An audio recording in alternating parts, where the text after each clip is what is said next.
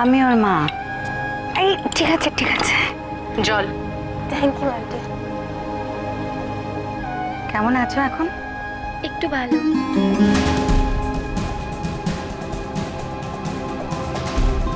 Aunty গ্লাসটা।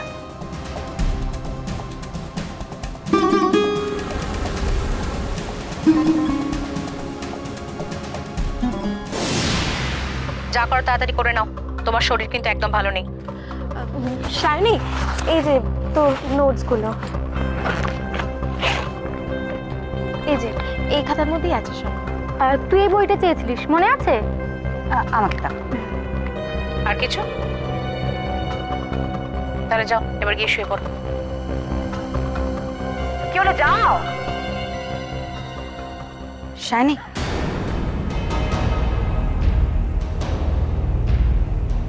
তাড়াতাড়ি সুস্থ হয়ে ওঠো। হ্যাঁ, সামনে বড় পরীক্ষা তো, ভালো রেজাল্ট করতে হবে তো। হুম,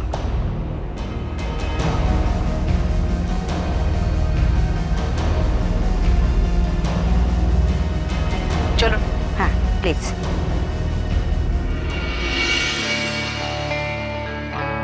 চলো।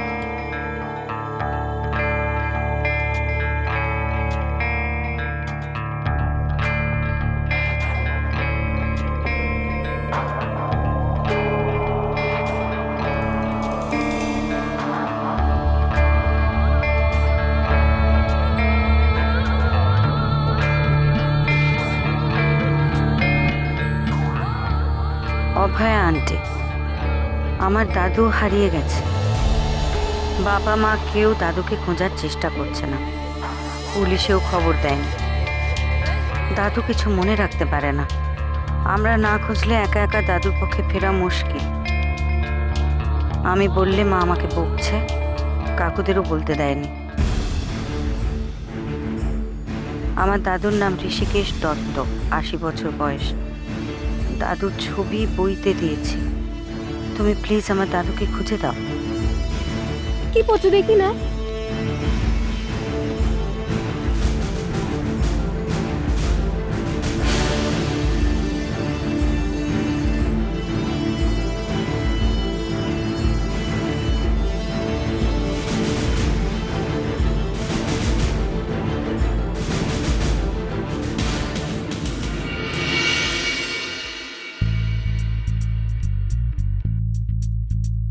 এভাবে কি করে একজন মানুষকে খুঁজে পাওয়া সম্ভব মিষ্টিদি?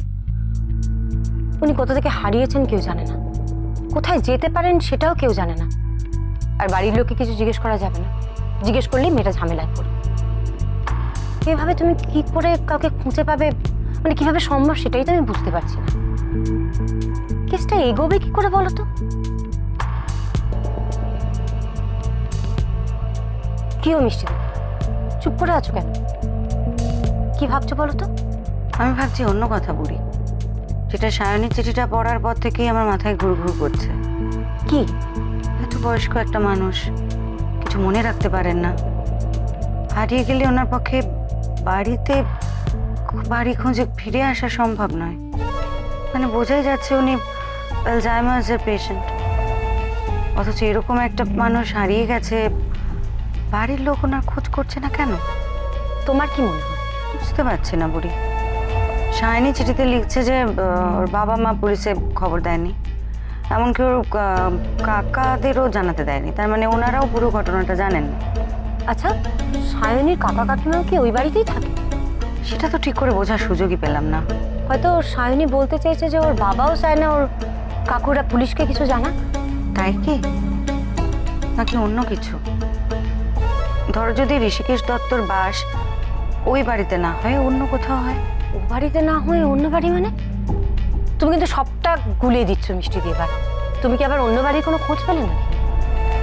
না বুড়ি, গুলিয়ে দিচ্ছি না, আমি সবটা বোঝার চেষ্টা করছি। বরং আসলে ওদের বাড়িতে গিয়ে ওদের সঙ্গে কথা বলে আমার সব থেকে বেশি কি চোখে লেগেছে জানো? কি? আমার বারবার মনে হচ্ছিল মহিলা কিছু যেন একটা লুকোনোর চেষ্টা করছেন।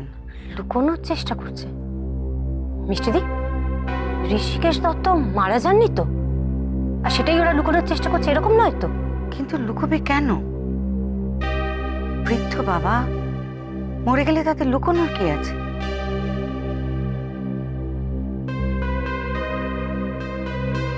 তারা তো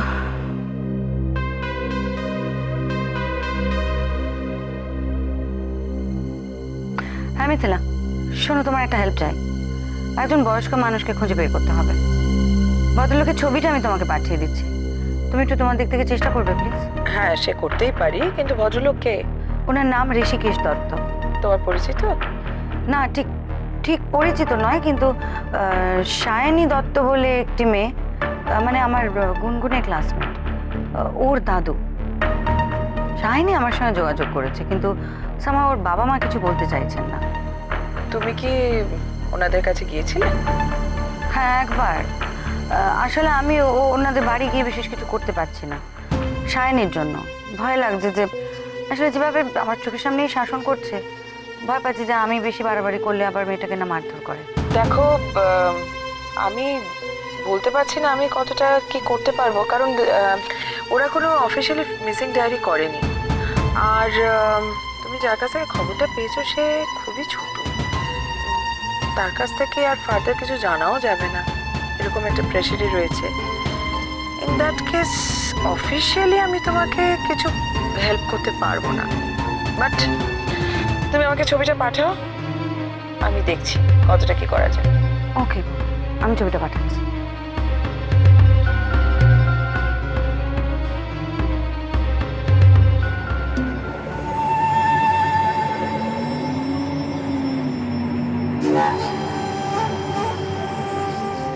একবার ঈশানীকে ফোন করব, ওর মা কি করছে জানার চেষ্টা করব।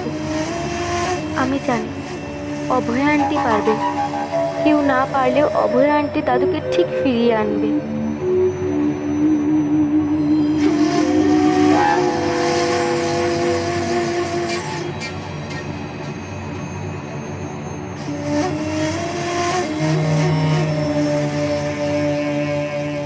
কোথায় যাচ্ছ? একটা ফোন করার ছিল। এত ঘন ঘন তোমার ফোন করার কেন দরকার পড়ছে? না, আসলে ঈশানীকে ওই নোটসের একটা জায়গা বুঝতে পারছি না, তাই। কিচ্ছু বুঝতে হবে না তোমাকে, নিজে যা বুঝছো সেটাই করো, যাও।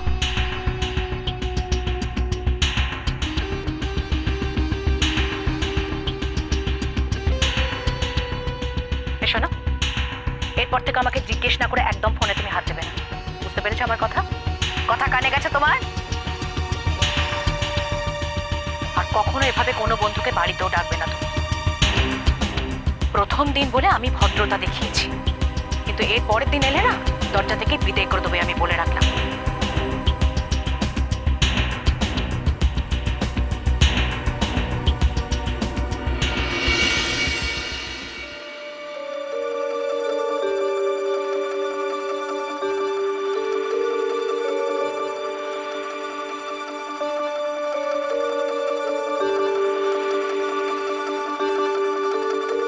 মিথিলা খুব একটা ভরসা দিচ্ছে না, বুঝলে?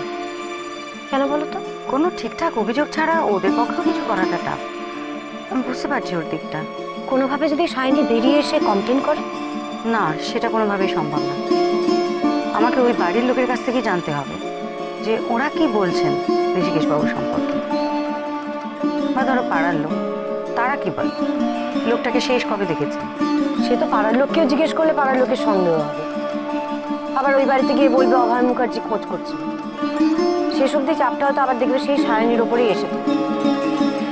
সেইটাই তো ভয়, মেয়েটার জন্যই তো বারবার আটকে যাচ্ছে। আচ্ছা মিষ্টিদি, খোঁজ খবর যদি আমি করি তাতেই বা কি লাভ হবে? তোমাকেও যদি কেউ জিজ্ঞেস করে যে ঋষিকেশ দত্তর খোঁজ কেন করছেন, তুমি সেই অভয় মুখার্জির নাম বলবে যে উনি পাঠিয়েছেন। তারা তখন তোমাকে ধরে ওই বাড়িতে নিয়ে যাবে, আর সেখানেও তুমি বলবে আপনার মেয়ে বলেছে তাই অভয় আমাকে পাঠিয়েছে। তো অন্য কিছু ভাবো। Sales girl? সেলস গার্ল গিয়ে দাদুকে খুঁজবে? ধরো আমি যদি ওল্ড এজ হোমের রিপ্রেজেন্টেটিভ হয়ে যাই। ওল্ড এজ হোম মানে বৃদ্ধাশ্রম? হ্যাঁ, বলবো আমাদের হোমে খুব কম খরচে বয়স্ক মানুষদের দেখাশোনা করা হয়। জয়কার